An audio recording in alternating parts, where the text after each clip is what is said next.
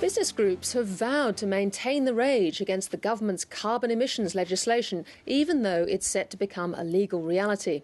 And while it's been claimed Tony Abbott's promise to repeal the legislation adds to the uncertainty, there was support for his stand. But some suggest that that support won't last forever. Here's Philip Lasker. The certainty of the carbon emissions legislation passing through Parliament was supposed to deliver the certainty business craves, but not if Tony Abbott can help it. We can get rid of it, we will get rid of it, we must get rid of it.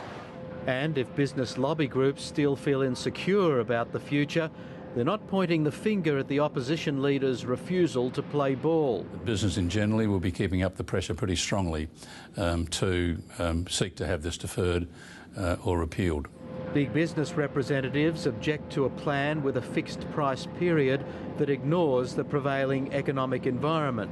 And until those things are built into the legislation, we won't consider this to be a workable and responsible piece of legislation. But climate change lawyer Tony Hobley, who's worked on the European trading scheme, says repealing the legislation with its built-in compensation measures will be too difficult and prove too painful for business. They're not going to want to be plunged back into this sort of realm of uncertainty again. So I think many businesses who perhaps remained quiet during the recent debate would perhaps, when this is the law of the land and has given them business certainty, make a little bit more noise than they have if a future government was to try and repeal this. And there are those suggesting there's a time limit on their support for Tony Abbott's stand. There are certain stages when that repeal is easier and less costly than other stages, and you'd have to look at each of those stages as to whether you'd agree with that statement. At the moment I do, but it could change as you get into 2013 or 14 or 15.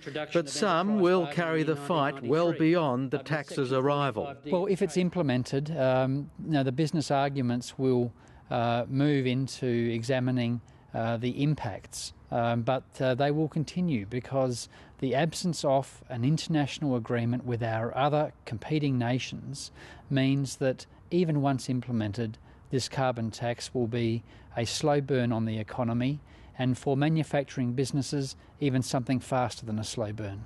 Deutsche Bank said today that the tax will have a moderately negative effect on earnings in the 2013 financial year, and ironically, some of the hardest hit companies aren't among the loudest complainers. Probably the airlines. We think they'll struggle to pass on the carbon price, just as they've struggled to pass on the increased cost of fuel. On the other hand, Deutsche Bank says higher electricity prices should be a plus for companies like AGL Energy.